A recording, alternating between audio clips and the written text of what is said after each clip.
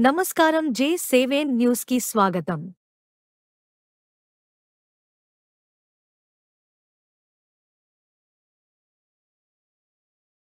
రామోజీరావు మృతి.